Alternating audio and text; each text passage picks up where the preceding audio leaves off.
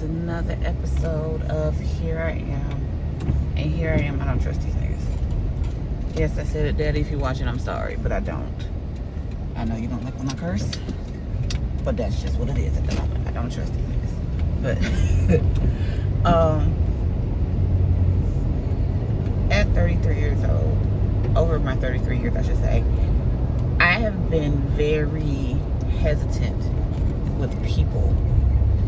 I have to, like, I'm not somebody that immediately trusts people immediately. I need to stand back and watch for a little bit and see how you moving and what you doing, because sometimes people, and a lot of times there are situations where people are not who they say they are. They're not who they're supposed to be, right? They're not who they're just not. And I don't want to say this. I have not that I'm sensitive, but when people don't have nobody, I do kind of have a soft spot for those kind of people. But there's situations where people are abandoned, and there's situations where people have isolated themselves, and you have to know the difference. Because a lot of times when people isolate themselves, they do that so that they can play victim later on. And that's just, I don't want that around me. And unfortunately, that is what I've had around me on multiple occasions. So now, at 33, I can tell you the difference. I can pick it up immediately. I pick it up immediately, and I'm like, that's insane. People will do things, throw the rock, hide their hand, and then want to play victim. Like, at 33, in your 30s, in your 50s, in your 60s, you're too grown to be doing that. But I also understand too that when things happen to people, sometimes they get stuck at whatever age it happened to them at.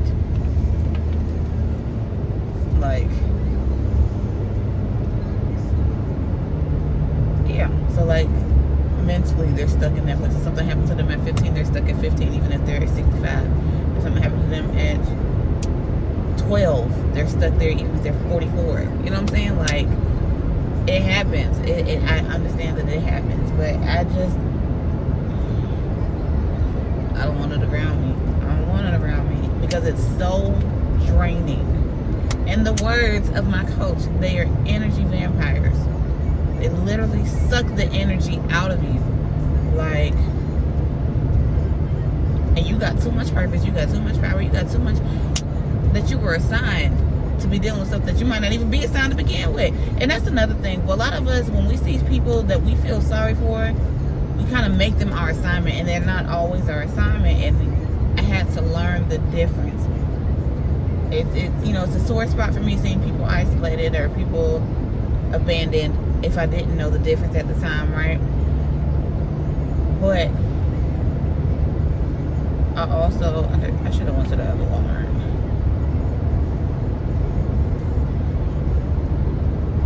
No. I should have went to this one. Sorry, y'all. I'm on my way to Walmart. I gotta get some medicine for my baby.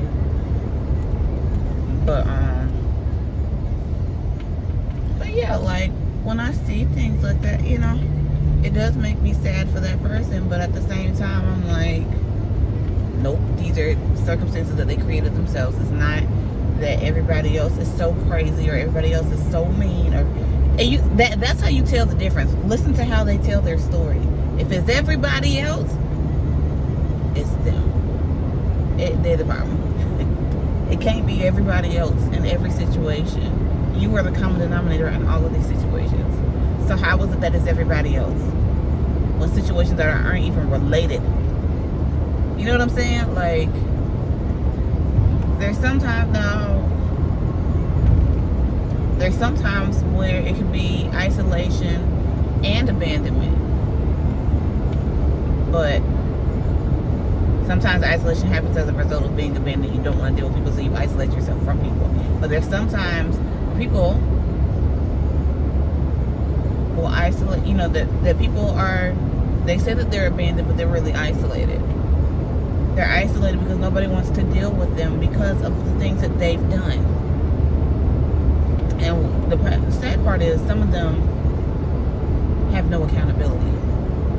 None whatsoever. Like, they have no accountability, and they have no remorse for anything that's ever happened.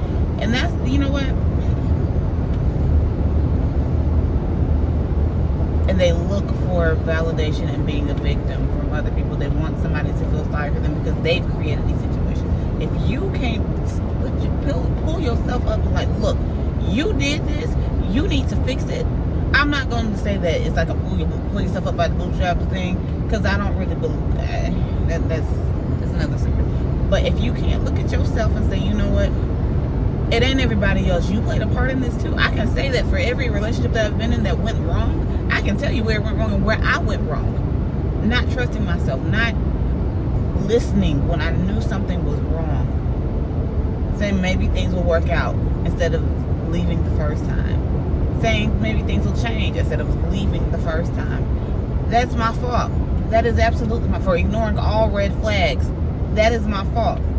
For allowing somebody to play into my insecurities, to play into my triggers, to play into those things. That is my fault. Knowing that certain things are my trigger and not being a little when they start saying the things that I want to hear. Hold on, y'all. But yeah. So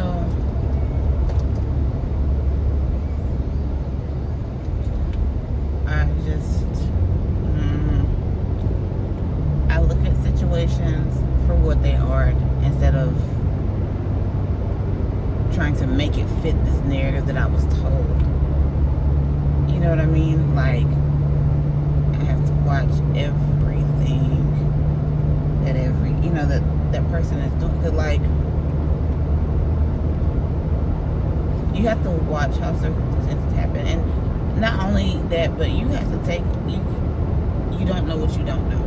Right? I say that all the time. You don't know what you don't know. You don't know what anybody's going to do. You don't know what other things, what other factors are playing into that situation.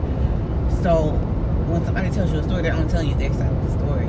They're more than likely they're not going to tell you the other person's side of the story. Or they're going to say that they're going to tell the story in a way that favors them. Okay? So I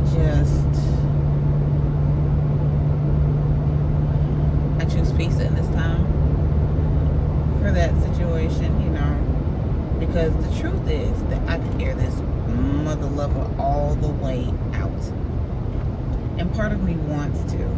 Part of me, that is my truth. Yes, I am a healing coach. I am a biblical life coach, but I am also from South Augusta. My family is from St. Petersburg, Florida. I will air this all the way out, okay? With no assistance. This is what it is. And those times when I've had my crash outs, I absolutely have. Am I sorry for it? No. Because you're not going to play in my face. So,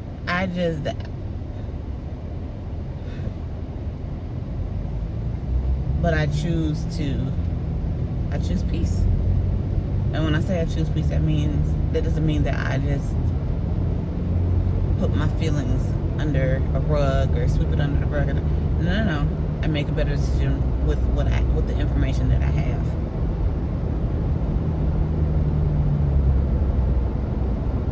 I just, I make better choices with the information that I have, knowing that I could ruin relationships, ruin families with the information that I have. I just use it as a reminder, don't play with me. Don't play with me. Some people find it as a threat. Some people say that, I'm being a bully. Some people say it's a wolf ticket. I say it's a reminder. Don't play with me. Don't play with me. Because I'm also not the type to throw what I've done for people in their face. I've never been that person, will never be that person. But you're not gonna play with me either. That is always that is the thing. If I've given you everything, you're not gonna sit here and play in my face like I didn't.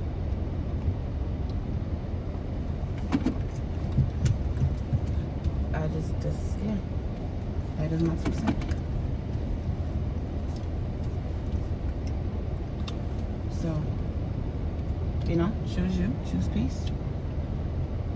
Choose what is best for you. Yes, I just backed this truck in while I was on the phone with y'all. But yeah, that's all I got for y'all today. I will talk to y'all soon. Bye.